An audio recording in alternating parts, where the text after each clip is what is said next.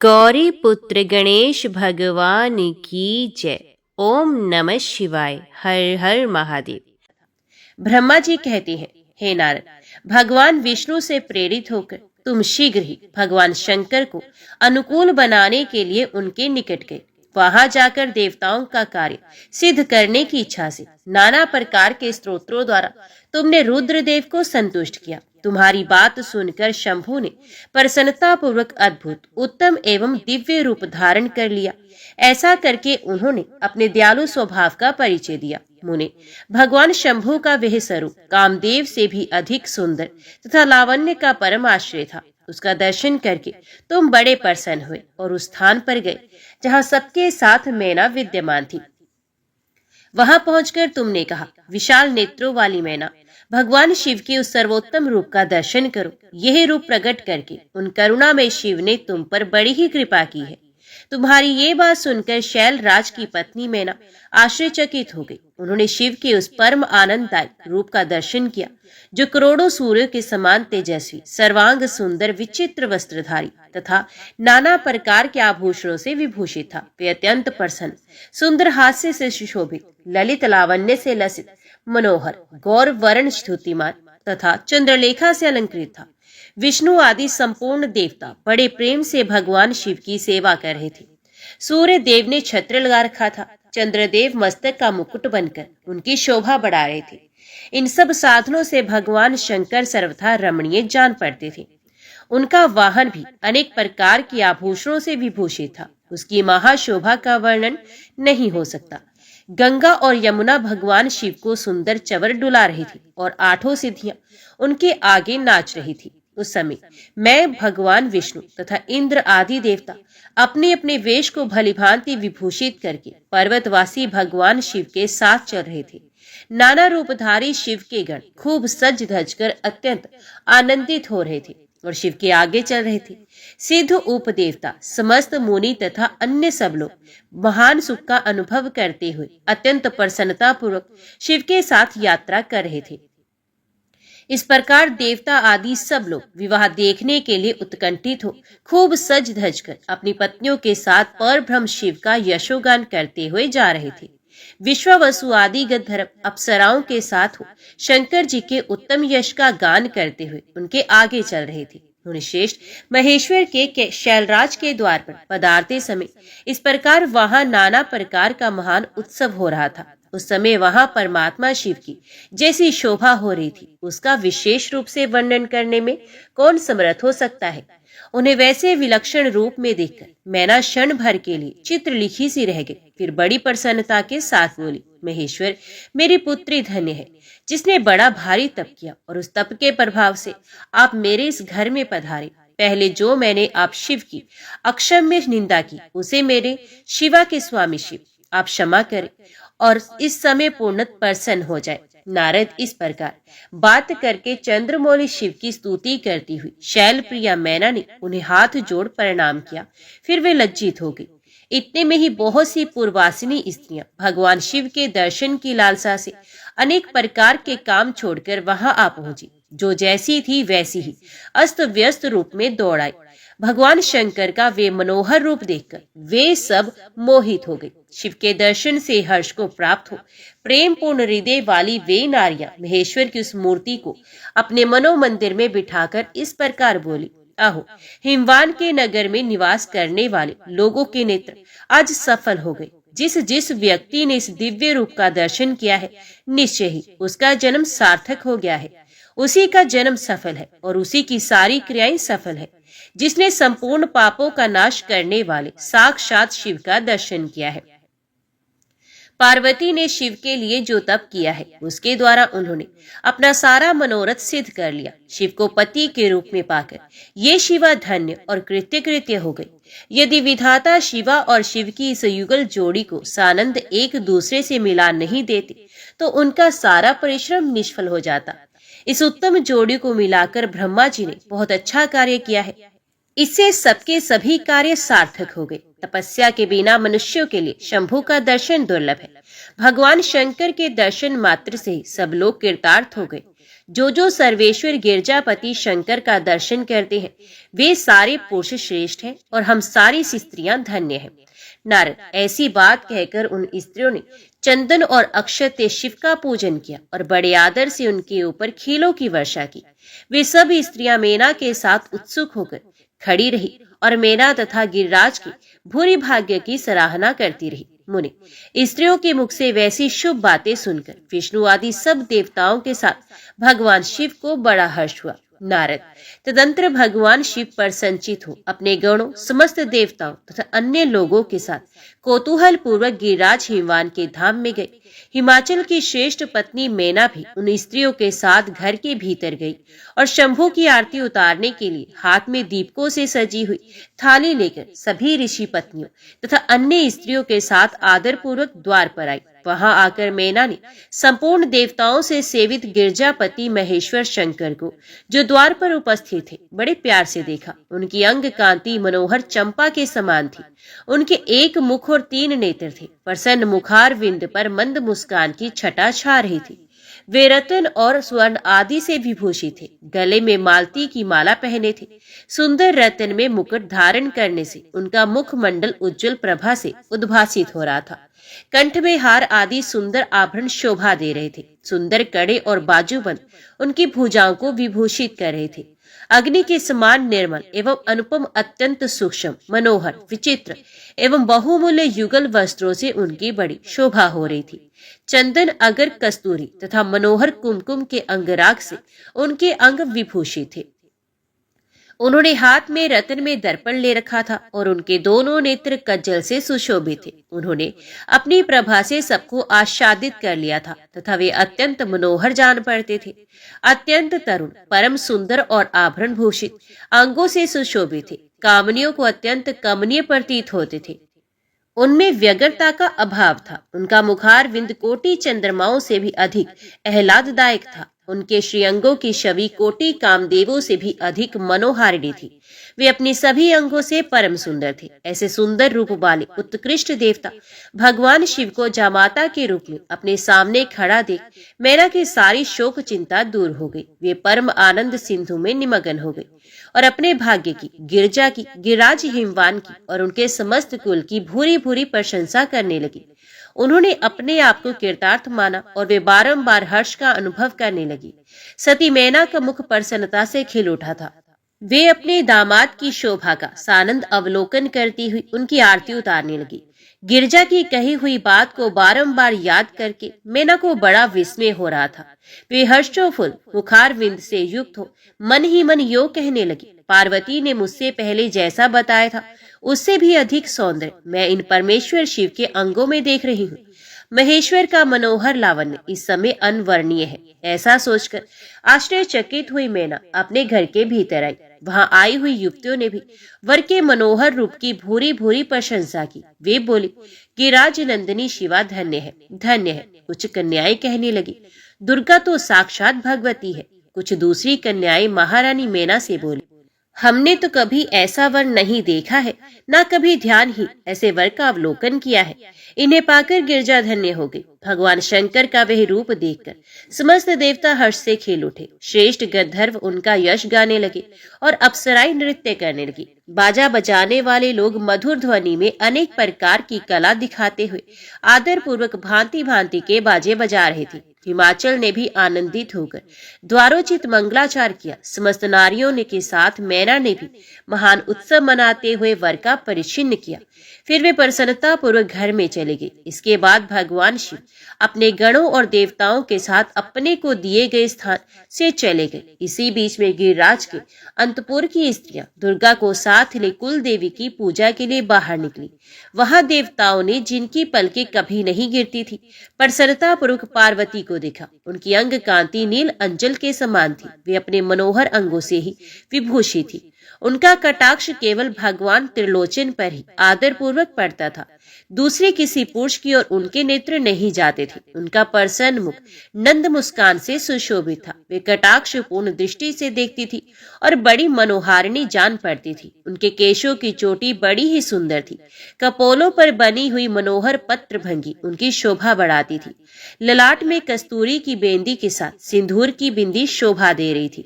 वक्षस्थल पर श्रेष्ठ रत्नों के सारभूत हार से दिव्य दीप्ति छिटक रही थी। रत्नों के बने हुए केवल वल्ले और कंकण से उनकी भुजाएं अलंकृत थी। उत्तम रतन में कुंडलों से उनके मनोहर कपोल जगमगा रही थी। उनकी दंत पंक्ति मणियां तथा रत्नों की प्रभा को छीन लेती थी और मुख की शोभा बढ़ाती थी। मधु से पूरित अधर और ओष्ठ बिंब फल के समान लाल थे। दोनों पैरों में रत्नों की आभा से युक्त महावर शोभा देता था। उन्होंने अपने एक हाथ में रतन जटित दर्पण ले रखा था और उनका दूसरा हाथ क्रीड़ा कमल से सुशोभित था। उनके अंगों में चंदन, अगर, कस्तूरी और कुमकुम का अंगराग लगा था। पैरों में पायजे बज रहे थे और वे अपने लाल लाल तलुओं के कारण बड़ी शोभा पा रही थी। समस्त देवता आदि ने जगत की आदि कारण भूता जगत जननी पार्वती देवी को देखकर भक्ति भाव से मस्तक झुकाकर मेना सहित उन्हें प्रणाम किया। त्रिलोचन शिव ने भी बड़ी प्रसन्नता के साथ कनखियों से उन्हें देखा और उनमें सती क्या करती देखकर अपनी विरह वेदना को त्याग दिया। शिवा पर आंखें गड़ाकर भगवान शिव उस समय सब कुछ भूल गए। उनके सारे अंगों में रोमांच हो आया। वे हर्ष का अनुभव करते हुए गौरी की ओर देखने लगे। गौरी उनकी आंखों में समा गई थी। इधर कालीपुरी से बाहर जाकर अंबिका देवी की पूजा करने के पश्चात ब्राह्मण पत्नियों के साथ उन्हें अपने पिता के रमणीय भवन में लौट आए। भगवान शंकर भी मुझ ब्रह्मा, विष्णु तथा देवताओं के साथ हिमाचल के बताए हुए अपने नियत स्थान पर प्रसन्नता पूर्वक चले गए। वहां गिरिराज के द्वारा नाना प्रकार की सुंदर समृद्धि से सम्मानित हुए वे सब लोग सुखपूर्वक ठहर गए और भगवान शिव की सेवा करने लगे। तदंतर गिरिश्रेष्ठ हिमवान ने प्रसन्नता और उत्साह के साथ वेद मंत्रों द्वारा दुर्गा और शिव का उप स्नान कराया। तत्पश्चात गिरिराज की प्रार्थना से श्री विष्णु आदि देवता तथा मुनि कौतूहल पूर्वक उनके घर के भीतर गए। वहां उन्होंने वैदिक और लौकिक आचार का यथार्थ रीति से पालन करके भगवान शिव के दिए हुए आभूषणों से देवी शिवा को अलंकृत किया। सखियों और ब्राह्मण की पत्नियों ने पहले पार्वती को स्नान कराया, फिर सब प्रकार से वस्त्र आभूषणों द्वारा विभूषित करके उनकी आरती उतारी। तीनों लोकों की जननी महाशैल पुत्री सुंदरी शिवा दिव्य वस्त्र आभूषणों से सुसज्जित होकर मन ही मन भगवान शिव का ध्यान करती हुई वहीं बैठी। उस समय उनकी बड़ी शोभा हो रही थी। उस अवसर पर दोनों पक्षों में महान आनंददायक उत्सव होने लगा। ब्राह्मणों को शास्त्रोक्त रीति से नाना प्रकार का दान दिया गया। अन्य लोगों को भी वहां भांति भांति के बहुत से द्रव्य बांटे गए। विशेष उत्सव के साथ गीत और वाद्य आदि के द्वारा लोगों का मनोरंजन किया गया। तदंतर मैं, ब्रह्मा, भगवान विष्णु, इंद्रादि देवता तथा मुनि ये सब के सब बड़ी प्रसन्नता के साथ सानंद उत्सव मनाते हुए भक्ति भाव से शिवा को प्रणाम करके शिव के चरणार विंदों के चिंतन पूर्वक हिमाचल की आज्ञा ले अपने अपने स्थान पर चले गए। इसके बाद गर्ग ने कन्यादान का समय जान हिमाचल से श्री शंकर तथा बारातियों को बुलाने के लिए कहा। फिर तो बाजे बजने लगे। हिमाचल के मंत्रियों ने जाकर वर और बारातियों से शीघ्र पधारने के लिए प्रार्थना की और वे बोले, कन्यादान के लिए उचित समय आ गया है, अतः आप लोग शीघ्र मंडप में पधारे। तदंतर भगवान शिव को सुंदर वस्त्र आभूषणों से सुसज्जित करके वृषभ की पीठ पर बिठाया गया और जय बोलते हुए सब लोग चले। भगवान शंकर को आगे करके बाजे बजाते और कौतुक करते हुए सब बाराती हिमालय के घर को गए। हिमाचल के भेजे हुए ब्राह्मण तथा श्रेष्ठ पर्वत कौतूहल पूर्वक शंभु के आगे आगे चलते थे। भगवान के मस्तक पर बहुत बड़ा छत्र तना हुआ था। सब ओर से उन्हें चवर डुलाया जाता था तथा वे महेश्वर चंदोवे के नीचे होकर चलते थे। मैं, विष्णु, इंद्र और लोकपाल आगे रहकर उत्तम शोभा से सुशोभित हो रहे थे। उस महान उत्सव के समय शंख, भेरी, पठे, आनक और गोमुख आदि बाजे बारंबार बज रहे थे। इन सबके साथ जगत के एकमात्र जीवन बंधु भगवान शिव परमेश्वरोचित तेज से संपन्न हो यात्रा कर रहे थे। उस समय समस्त देवेश्वर उनकी सेवा में उपस्थित हो बड़े हर्ष उल्लास के साथ उन पर फूलों की वर्षा करते थे। इस प्रकार पूजित और बहुत सी स्तुतियों द्वारा प्रशंसित हो परमेश्वर शिव ने यज्ञ मंडप में प्रवेश किया। वहां श्रेष्ठ पर्वतों ने शिव को वृषभ से उतारा और महान उत्सव के साथ प्रेम पूर्वक उन्हें घर के भीतर ले गए। हिमालय ने भी घर में आए हुए देवताओं सहित महेश्वर को विधि पूर्वक भक्ति भाव से प्रणाम करके उनकी आरती उतारी। फिर महान उत्सव पूर्वक अपने भाग्य की सराहना करते हुए उन्होंने अन्य समस्त देवताओं और मुनियों को प्रणाम करके उन सबका समादर किया। श्री विष्णु सहित महेश्वर को तथा मुख्य देवताओं को पादम अर्घ्य देकर हिमालय उन्हें अपने भवन के भीतर ले गए और आंगन में रतन में सिंहासनों के ऊपर मुझको, विष्णु को, शंकर जी को तथा अन्य विशिष्ट व्यक्तियों को बिठाया। उस समय मैना ने अपनी सखियों, ब्राह्मण पत्नियों तथा अन्य पुरंधियों के साथ आकर सानंद आरती उतारी। कर्मकांड के ज्ञाता पुरोहित महात्मा शंकर के लिए मधुपर्क पूजन आदि जो आवश्यक कृत्य थे उन सबको सहज संपन्न किया। फिर मेरे कहने से पुरोहित ने प्रस्ताव के अनुरूप उत्तम मंगल में कार्य आरंभ किया। इसके बाद हिमालय ने अंतर्वेदी में, जहां समस्त आभूषणों से विभूषित उनकी कृशांगी कन्या वेदी के ऊपर विराजमान थी, वहां मेरे और श्री विष्णु के साथ महादेव जी को ले गए। तदंतर बृहस्पति आदि विद्वान बड़े उत्साह से संपन्न हो कन्यादान और चित्त लगन की प्रतीक्षा करने लगे।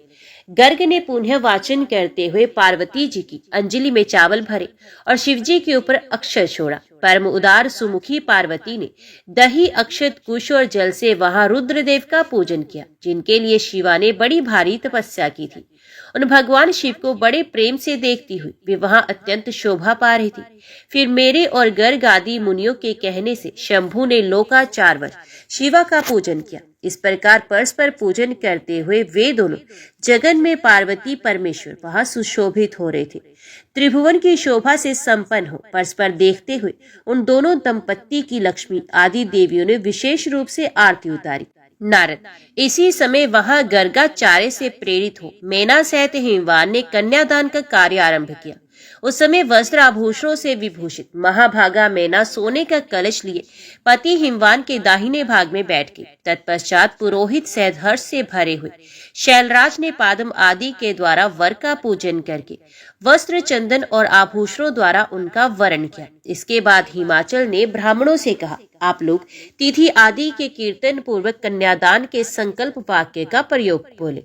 उसके लिए अवसर आ गया है। ये सब द्विज श्रेष्ठ काल के ज्ञाता थे। तथास्तु कहकर वे सब बड़ी प्रसन्नता के साथ तिथि आदि का कीर्तन करने लगे। तदंतर सुंदर लीला करने वाले परमेश्वर शंभु के द्वारा मन ही मन प्रेरित हो हिमाचल ने प्रसन्नता पूर्वक हंसकर उनसे कहा, शंभो आप अपने गोत्र का परिचय दे, प्रवर, कुल, नाम, वेद और शाखा का प्रतिपादन करें। अब अधिक समय ना बिताएं।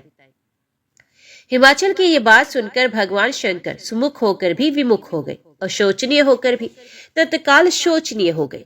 उस समय श्रेष्ठ देवताओं, मुनियों, गंधर्वों, यक्ष और सिद्धों ने देखा कि भगवान शिव के मुख से कोई उत्तर नहीं निकल रहा। नारद ये देखकर तुम हंसने लगे और महेश्वर का मन ही मन स्मरण करके गिरिराज से यूं बोले, पर्वतराज तुम मूर्ता के वशीभूत होकर कुछ भी नहीं जानते। महेश्वर से क्या कहना चाहिए क्या नहीं इसका तुम्हें पता नहीं। वास्तव में तुम बड़े बहिर्मुख हो। तुमने इस समय साक्षात हर्षि उनका गोत्र पूछा है और उसे बताने के लिए उन्हें प्रेरित किया है। तुम्हारी ये बात अत्यंत उपहासजनक है। पर्वतराज इनके गोत्र, कुल और नाम को तो विष्णु और ब्रह्मा आदि भी नहीं जानते, फिर दूसरों की क्या चर्चा। शैलराज जिनके एक दिन में करोड़ों ब्रह्माओं का लय होता है, उन्हीं भगवान शंकर को तुमने आज काली के तपोबल से प्रत्यक्ष देखा है। इनका कोई रूप नहीं, ये प्रकृति से परे निर्गुण पर ब्रह्म परमात्मा है। निराकार, निर्विकार, मायाधीश एवं परात्पर है। गोत्र, कुल और नाम से है स्वतंत्र परमेश्वर है। साथ ही अपने भक्तों के प्रति बड़े दयालु है। भक्तों की इच्छा से ही ये निर्गुण से सगुण हो जाते हैं। निराकार होते हुए भी सुंदर शरीर धारण करते हैं और अनामा होकर भी बहुत से नाम वाले हो जाते हैं। ये गोत्रहीन होकर भी उत्तम गोत्र वाले हैं, कुलहीन होकर भी कुलीन है। पार्वती की तपस्या से ही ये आज तुम्हारे जमाता बन गए हैं, इसमें संशय नहीं है। गिरिश्रेष्ठ इन लीलाहारी परमेश्वर ने चराचर जगत को मोह में डाल रखा है।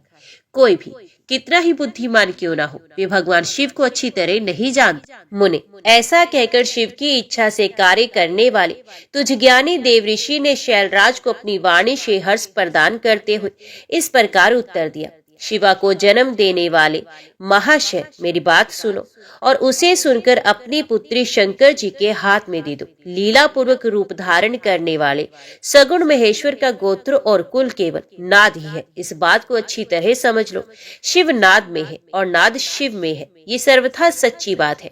नाद और शिव, इन दोनों में कोई अंतर नहीं। शैलेंद्र, सृष्टि के समय सबसे पहले लीला के लिए सगुण रूप धारण करने वाले शिव से नाद ही प्रकट हुआ, अतः वे सबसे उत्कृष्ट है। हिमालय, इसलिए मन ही मन सर्वेश्वर शंकर के द्वारा प्रेरित हो मैंने आज अभी वीणा बजाना आरंभ कर दिया था।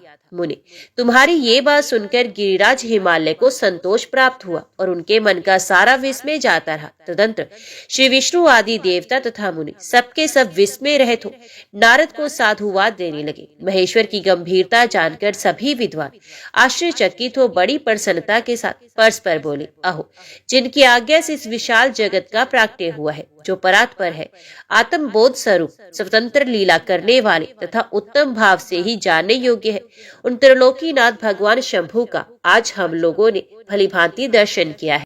तदंतर हिमालय ने विधि के द्वारा प्रेरित हो भगवान शिव को अपनी कन्या का दान कर दिया। कन्यादान करते समय वे बोले, परमेश्वर, मैं अपनी ये कन्या आपको देता हूँ, आप इसे अपनी पत्नी बनाने के लिए ग्रहण करें। सर्वेश्वर, इस कन्यादान से आप संतुष्ट हो। इस मंत्र का उच्चारण करके हिमाचल ने अपनी पुत्री त्रिलोक जननी पार्वती को उन महान देवता रुद्र के हाथ में दे दिया। इस प्रकार शिवा का हाथ शिव के हाथ में रखकर शैलराज मन ही मन बड़े प्रसन्न हुए। उस समय वे अपने मनोरथ के महासागर को पार कर गए थे। परमेश्वर महादेव जी ने प्रसन्न हो वेद मंत्र के उच्चारण पूर्वक गिरजा के कर कमल को शीघ्र अपने हाथ में लिया। मुने, लोकाचार के पालन की आवश्यकता को दिखाते हुए उन भगवान शंकर ने पृथ्वी का स्पर्श करके रूप से काम संबंधी मंत्र का पाठ किया। उस समय वहां सब और महान आनंददायक महोत्सव होने लगा। पृथ्वी पर, अंतरिक्ष में तथा स्वर्ग में भी जय जयकार का शब्द गूंजने लगा। सब लोग अत्यंत हर्ष से भरकर साधुवाद देने और नमस्कार करने लगे। गंधर्व गण प्रेम पूर्वक गाने लगे और अप्सराएं नृत्य करने लगी। हिमाचल के नगर के लोग भी अपने मन में परम आनंद का अनुभव करने लगे। उसमें महान उत्सव के साथ परम मंगल मनाया जाने लगा। मैं, विष्णु, इंद्र, देवगण तथा संपूर्ण मुनि हर्ष से भर गए। हम सबके मुखार विंद प्रसन्नता से खिल गए। तदंतर शैलराज हिमाचल ने अत्यंत प्रसन्न हो शिव के लिए कन्यादान की यथोचित सांगता प्रदान की। तत्पश्चात उनके बंधुजनों ने भक्ति पूर्वक शिवा का पूजन करके नाना विधि विधान से भगवान शिव को उत्तम द्रव्य समर्पित किया। हिमालय ने दहेज में अनेक प्रकार के द्रव्य, रतन पात्र, 1,00,000 सुसज्जित गोए, 1,00,000 सजे सजाए घोड़े, करोड़ हाथी और उतने ही स्वर्ण जटित रथ आदि वस्तुएं दी। इस प्रकार परमात्मा शिव को विधि पूर्वक अपनी पुत्री कल्याणवी पार्वती का दान करके हिमालय कृतार्थ हो गए। इसके बाद शैलराज ने यजुर्वेद की मध्यंधनी शाखा में वर्णित स्तोत्र के द्वारा दोनों हाथ जोड़कर प्रसन्नता पूर्वक उत्तम वाणी में परमेश्वर शिव की स्तुति की। तत्पश्चात वेद वेत्ता हिमाचल की आज्ञा देने पर मुनियों ने बड़े उत्साह के साथ शिवा के सर पर अभिषेक किया और महादेव जी का नाम लेकर उस अभिषेक की विधि पूरी की। मुने, उस समय बड़ा आनंददायक महोत्सव हो रहा था। नारद, तदंतर मेरी आज्ञा पाकर महेश्वर ने ब्राह्मणों द्वारा अग्नि की स्थापना करवाई और पार्वती को अपने आगे बिठाकर वह ऋग्वेद, यजुर्वेद तथा सामवेद के मंत्रों द्वारा अग्नि में आहुतियां दी। तात उस समय काली के भाई मैनाक ने लावा की अंजलि दी और काली तथा शिव दोनों ने आहुति देकर लोकाचार का आश्रय ले प्रसन्नता पूर्वक अग्निदेव की परिक्रमा की। तदंतर शिव की आज्ञा से मुनियों सहित मैंने शिवा शिव विवाह का विशेष कार्य प्रसन्नता पूर्वक पूरा किया। फिर उन दोनों दंपत्ति के मस्तक का अभिषेक हुआ। ब्राह्मणों ने उन्हें आदर पूर्वक ध्रुव का दर्शन कराया। तत्पश्चात हृदय लंबन का कार्य हुआ। फिर बड़े उत्साह के साथ स्वचित वाचन किया गया। इसके पश्चात ब्राह्मणों की आज्ञा से शिव ने शिवा के सिर में सिंदूर दान किया। उस समय गिरिराज नंदिनी उमा की शोभा अद्भुत और अवर्णनीय हो गई थी। फिर ब्राह्मणों के आदेश से वे शिव दंपत्ति एक आसन पर विराजमान हो भक्तों के चित्त को आनंद देने वाली उत्तम शोभा पाने लगे। मुनि, तदंतर अद्भुत लीला करने वाले उन नव दंपत्ति ने मेरी आज्ञा पाकर अपने स्थान पर आ सशस्त्र प्राशन किया। उस प्रकार विधि पूर्वक उस वैवाहिक यज्ञ का पूर्ण हो जाने पर भगवान शिव ने मुझ लोक श्रेष्ठा ब्रह्मा को पूर्ण पात्र दान किया। फिर शंभु ने आचार्य को गोदान किया। मंगलदायक जो बड़े बड़े दान बताए गए हैं वे भी सहर्ष संपन्न किए। तत्पश्चात उन्होंने बहुत से ब्राह्मणों को पृथक पृथक 100 स्वर्ण मुद्राएं दी, करोड़ों रत्न दान की और अनेक प्रकार के द्रव्य बांटे। उस समय सब देवता तथा दूसरे दूसरे चराचर जीव मन में बड़े प्रसन्न हुए और जोर जोर से जय जयकार की ध्वनि होने लगी। सब और मांगलिक शब्द और गीत होने लगे। वाद्यों की मनोहर ध्वनि सबके आनंद को बढ़ाने लगी। इसके बाद श्री विष्णु, मैं, देवता, ऋषि तथा अन्य सब लोग गिरिराज से आज्ञा ले बड़ी प्रसन्नता के साथ शीघ्र ही अपने अपने डेरे में चले गए। उस समय हिमालय नगर की स्त्रियां आनंद मगन हो शिव और पार्वती को लेकर कोहबर में चली गई। वहां उन सब ने आदर पूर्वक वर वधु से लोकाचार का संपादन कराया। उस समय सब और परम आनंददायक महान उत्सव छा रहा था। तदंतर वे स्त्रियां उन लोक कल्याणकारी दंपत्ति को साथ ले परम दिव्य कौतुकागार में चली गई और वहां भी प्रसन्नता पूर्वक लोकाचार का संपादन किया। इसके बाद गिरिराज के नगर की स्त्रियों ने समीप आकर मंगल कृत्य करके उन नव दंपत्ति को केली ग्रह में पहुंचाया और जय ध्वनि करती हुई उनके गठबंधन की गांठ खोलने आदि का कार्य संपन्न किया। उस समय उन नूतन दंपत्ति को देखने के लिए 16 दिव्य नारियां बड़े आदर के साथ शीघ्रता पूर्वक वहां आई। उनके नाम इस प्रकार है: सरस्वती, लक्ष्मी, सावित्री, गंगा, अदिति, शची, लोपामुद्रा, अरुंधति, अहिल्या, तुलसी, स्वाहा, रोहिणी, पृथ्वी, शत्रुपा, संज्ञा तथा रति। ये देवांगनाएं तथा मनोहारिणी देव कन्या, नाग कन्या और मुनि कन्याएं भी वहां आ पहुंची। वहां जितनी स्त्रियां उपस्थित थी उन सब की गणना करने में कौन समर्थ है। उनके दिए हुए रतन में सिंहासन पर भगवान शिव प्रसन्नता पूर्वक बैठे। उस समय उन्होंने शिव से नाना प्रकार की विनोदपूर्ण बातें कही। तदंतर प्रसन्नचित हुए महेश्वर ने अपनी पत्नी के साथ मिष्टान भोजन और आचमन करके कपूर डाला हुआ पान खाया। इसी अवसर पर अनुकूल समय जान प्रसन्न हुई रति ने दीन वत्सल भगवान शंकर से कहा, भगवान, पार्वती का पानी ग्रहण करके आपने अत्यंत दुर्लभ सौभाग्य प्राप्त किया। बताइए, मेरे प्राणनाथ को जो सर्वथा स्वार्थ रहे थे आपने क्यों भस्म कर दिया? अब यहाँ मेरे पति को जीवित कीजिए और अपने अंतकरण में काम संबंधी व्यापार को जगाइए। आपको और मुझको जो समान रूप से वियोग जनित संताप प्राप्त हुआ उसे दूर कीजिए। महेश्वर, आपके इस विवाह उत्सव में सब लोग सुखी हुए हैं, केवल मैं ही अपने पति के बिना दुख में डूबी हूँ। देव शंकर प्रसन्न होइए और मुझे स्नात कीजिए। दीन बंधु परम प्रभु, अपनी कही हुई बात को सत्य कीजिए। चराचर प्राणियों से तीनों लोकों में आपके सिवा दूसरा कौन है जो मेरे दुख का नाश करने में समर्थ हो? ऐसा जानकर आप मुझ पर दया कीजिए। दीनों पर दया करने वाले नाथ, सबको आनंद प्रदान करने वाले, अपने इस विवाह उत्सव में मुझे भी उत्सव संपन्न बनाइए। मेरे प्राणनाथ के जीवित होने पर ही अपनी प्रिया पार्वती के साथ आपका सुंदर विहार परिपूर्ण होगा, इसमें संशय नहीं है। सर्वेश्वर, आप सब कुछ करने में समर्थ है क्योंकि आप ही परमेश्वर है। यहाँ अधिक कहने से क्या लाभ। सर्वेश्वर, आप शीघ्र मेरे पति को जीवित कीजिए। ऐसा कहकर रति ने गांठ में बंधा हुआ कामदेव के शरीर का भस्म शंभु को दे दिया और उनके सामने हाय नाथ कहकर रोने लगी। रति का रोदन सुनकर सरस्वती आदि सभी देवियां रोने लगी और अत्यंत दीन वाणी में बोली, प्रभु, आपका नाम भक्त वत्सल है, आप दीन बंधु और दया के सागर हैं। अतः काम को जीवन दान दीजिए और रति को उत्साहित कीजिए। आपको नमस्कार है। नारद, उन सबकी ये बात सुनकर महेश्वर प्रसन्न हो गए। उन करुणा सागर प्रभु ने तत्काल ही रति पर कृपा की। भगवान शूलपाणी की अमृत में दृष्टि पड़ते ही पहले जैसे रूप वेश और चिन्ह से युक्त अद्भुत मूर्तिधारी सुंदर कामदेव उस भस्म से प्रकट हो गया। अपने पति को वैसे ही रूप आकृति, मंद मुस्कान और धनुष बाण से युक्त देख रति ने महेश्वर को प्रणाम किया। वे कृतार्थ हो गई। उसने प्राणनाथ की प्राप्ति कराने वाले भगवान शिव का अपने जीवित पति के साथ हाथ जोड़कर बारंबार स्तवन किया। पत्नी सहित काम की हुई स्तुति को सुनकर दया हृदय भगवान शंकर अत्यंत प्रसन्न हुए और इस प्रकार बोले, मनोभव, पत्नी सहित तुमने जो स्तुति की उससे मैं बहुत प्रसन्न हूँ। स्वयं प्रकट होने वाले काम तुम वर मांगो, मैं तुम्हें मनोवांछित वस्तु दूंगा। शंभू का ये वचन सुनकर कामदेव महान आनंद में निमग्न हो गया और हाथ जोड़कर मस्तक झुकाकर गदगद वाणी में बोला, देव देव महादेव, करुणा सागर प्रभु, यदि आप मुझ पर प्रसन्न हैं तो मेरे लिए आनंददायक होइए। प्रभु, पूर्व काल में मैंने जो अपराध किया था उसे क्षमा कीजिए। स्वजनों के प्रति परम प्रेम और अपने चरणों की भक्ति दीजिए। कामदेव का ये कथन सुनकर परमेश्वर शिव प्रसन्न हो गए। बहुत अच्छा। इसके बाद उन करुणानिधि ने हंसकर कहा, महामते कामदेव, मैं तुम पर प्रसन्न हूँ। तुम अपने मन से भय को निकाल दो, भगवान विष्णु के पास जाओ और इस घर से बाहर ही रहो। तदंतर काम शिव जी को प्रणाम करके बाहर आ गया। विष्णु आदि देवताओं ने उसे आशीर्वाद दिया।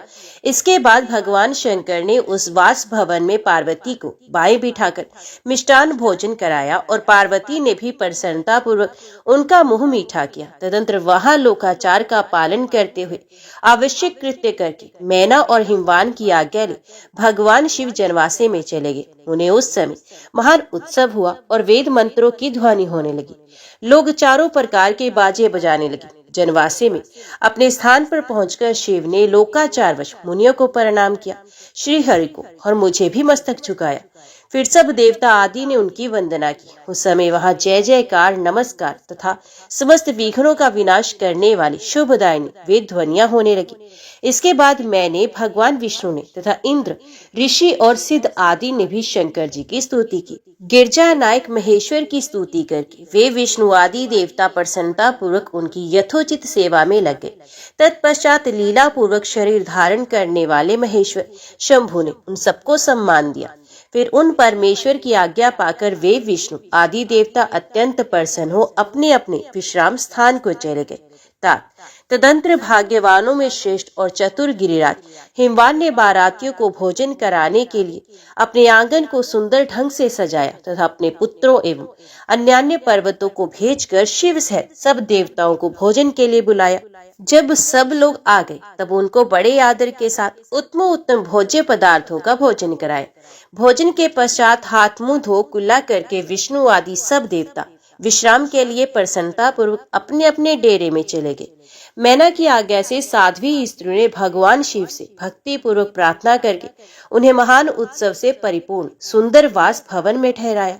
मैना के दिए हुए मनोहर रतन सिंहासन पर बैठकर आनंदित हुए शंभु ने उस वास मंदिर का निरीक्षण किया। वे भवन प्रज्वलित हुए सैकड़ों रत्न में प्रदीपों के कारण अद्भुत प्रभा से उद्भासित हो रहा था। वहाँ रत्न में पात्र तथा रत्नों के ही कलश रखे गए थे। मोती और मणियों से सारा भवन जगमगा रहा था। रत्न में दर्पण की शोभा से संपन्न तथा श्वेत चवरों से अलंकृत था।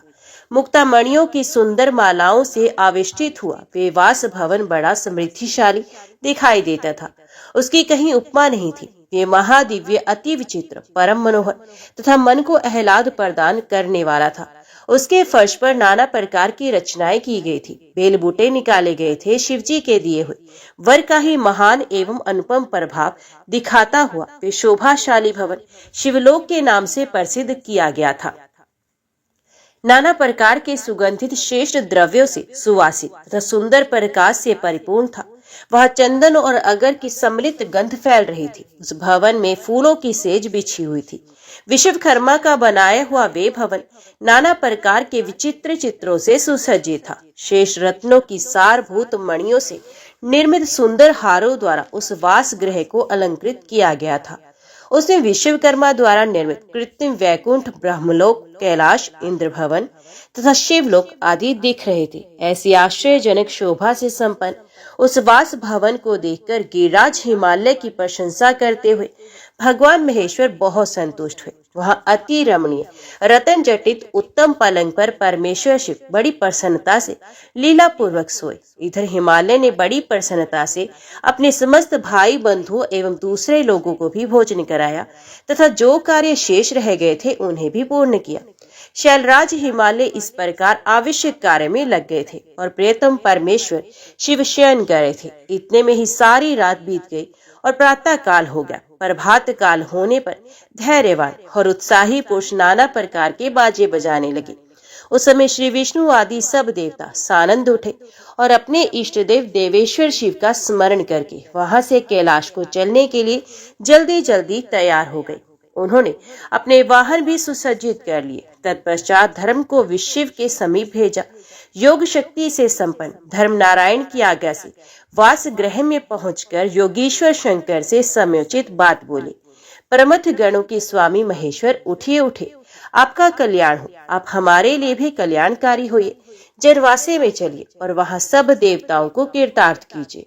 धर्म की ये बात सुनकर भगवान महेश्वर हंसे। उन्होंने धर्म को कृपा दृष्टि से देखा और शैया त्याग दी। इसके बाद धर्म से हंसते हुए कहा, तुम आगे चलो, मैं भी वहां शीघ्र ही आऊंगा, इसमें संशय नहीं है। भगवान शिव के ऐसा कहने पर धर्म जनवासे में गए। तत्पश्चात शंभु भी स्वयं वहां जाने को उद्यत हुए। ये जानकर महान उत्सव मनाती हुई स्त्रियां वहां आई और भगवान शंभु के युगल चरणार विंदों का दर्शन करती हुई मंगल गान करने लगी। तदंतर लोकाचार का पालन करते हुए शंभु प्रातः काली कृत्य करके मैना और हिमालय की आज्ञा जनवासी को चले गए। मुने, उस समय बड़ा भारी उत्सव हुआ। वेद मंत्रों की ध्वनि होने लगी और लोग चारों प्रकार के बाजे बजाने लगे। अपने स्थान पर आकर शंभु ने लोकाचार वश मुनियों को, विष्णु को और मुझको प्रणाम किया। फिर देवता आदि ने उनकी वंदना की। उस समय जय जयकार, नमस्कार तथा वेद मंत्र उच्चारण की मंगलदायिनी ध्वनि होने लगी। इससे सब और कोलाहल छा गया। तदंतर विष्णु आदि देवता तथा ऋषि कैलाश लौटने का विचार करने लगे। तब हिमालय ने जनवासे में आकर सबको भोजन के लिए निमंत्रित किया।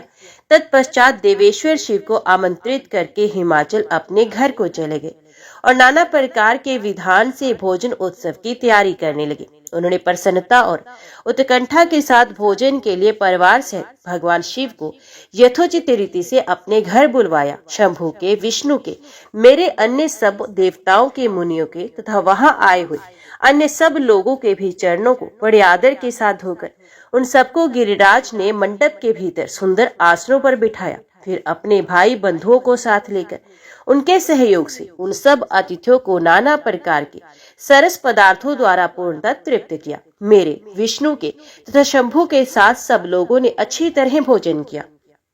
नारद विधिवत भोजन और आचमन करके तृप्त और प्रसन्न हुए सब लोग हिमालय से आज्ञा ले अपने अपने डेरे पर गए। उन्हें इसी प्रकार तीसरे दिन भी गिरिराज ने विधिवत दान, मान और आदर आदि के द्वारा उन सबका सत्कार किया। चौथा दिन आने पर शुद्धता पूर्वक सविधि चतुर्थी कर्म हुआ, जिसके बिना विवाह यज्ञ अधूरा ही रह जाता है। उस समय नाना प्रकार का उत्सव हुआ। साधुवाद और जय जयकार की ध्वनि होने लगी। बहुत से सुंदर दान दिए गए। भांति भांति के सुंदर गान और नृत्य किए गए। पांचवें दिन सब देवताओं ने बड़े हर्ष और अत्यंत प्रेम के साथ शैलराज को सूचित किया कि अब हम लोग यहाँ से जाना चाहते हैं, आप आज्ञा प्रदान करें। उनकी ये बात सुनकर गिरिराज हिमवान हाथ जोड़कर बोले, देवगण, आप लोग कुछ दिन और ठहरे तथा मुझ पर कृपा करें। यूं कहकर उन्होंने स्नेह के साथ उन देवताओं को, भगवान शिव को, विष्णु को, मुझको तथा अन्य लोगों को बहुत दिनों तक ठहराया और प्रतिदिन विशेष आदर सत्कार किया। इस प्रकार देवताओं के वहां रहते हुए बहुत दिन बीत गए। तब उन सब ने गिरिराज के पास सप्तऋषियों को भेजा। सप्तऋषियों ने हिमवान और मेना से समुचित बात कहकर उन्हें समझाया, परम शिव तत्व का वर्णन किया तथा प्रसन्नता पूर्वक उनके सौभाग्य की सराहना की। मुने, उनके समझाने से गिरिराज ने बारात को विदा करना स्वीकार किया। तत्पश्चात भगवान शंभु यात्रा के लिए उदित हो देवता आदि के साथ शैलराज के पास आए। देवेश्वर शिव देवताओं सहित कैलाश की यात्रा के लिए जब उदित हुए, उस समय मैना उच्च स्वर से रोने लगी और उन कृपा निधान से बोली, कृपा निधि, कृपा करके मेरी शिवा का भली भांति लालन पालन कीजिएगा। आप आशुतोष हैं, पार्वती के सहस्रों अपराधों को भी क्षमा कीजिएगा। मेरी बच्ची जन्म जन्म में आपके चरणार विंदों की भक्त रही है और होती रहेगी। उसे सोते और जागते समय भी अपने स्वामी महादेव के सिवा दूसरी किसी वस्तु की सुध नहीं रहती। मृत्युंजय, आपके प्रति भक्ति भाव की बातें सुनते ही ये हर्ष के आंसू बहाती हुई पुलकित हो उठती है और आपकी निंदा सुनकर ऐसा मौन साध लेती है मानो मर ही गई हो। नारद, ऐसा कहकर मैना ने अपनी बेटी शिव को सौंप दी और उन दोनों के सामने ही उच्च स्वर से रोती हुई वे मूर्छित हो गई। तब महादेव जी ने मैना को समझाकर सचेत किया और उनसे विदा ले देवताओं के साथ महान उत्सव पूर्वक यात्रा की। वे सब देवता अपने स्वामी शिव तथा सेवक गणों के साथ चुपचाप कैलाश पर्वत की ओर प्रस्थित हुए। वे मन ही मन शिव का चिंतन कर रहे थे। हिमाचल पुरी के बाहरी बगीचे में आकर शिव सहित सब देवता हर्ष और उत्साह के साथ ठहर गए और शिवा के आगमन की प्रतीक्षा करने लगे। मुनीश्वर इस प्रकार देवताओं सहित शिव की श्रेष्ठ यात्रा का वर्णन किया। अब शिवा की यात्रा का वर्णन सुनो, जो विरह व्यथा और आनंद दोनों से संयुक्त है। ओम नमः शिवाय, हर हर महादेव। आगे की कथा आप अगले अध्याय में सुनेंगे।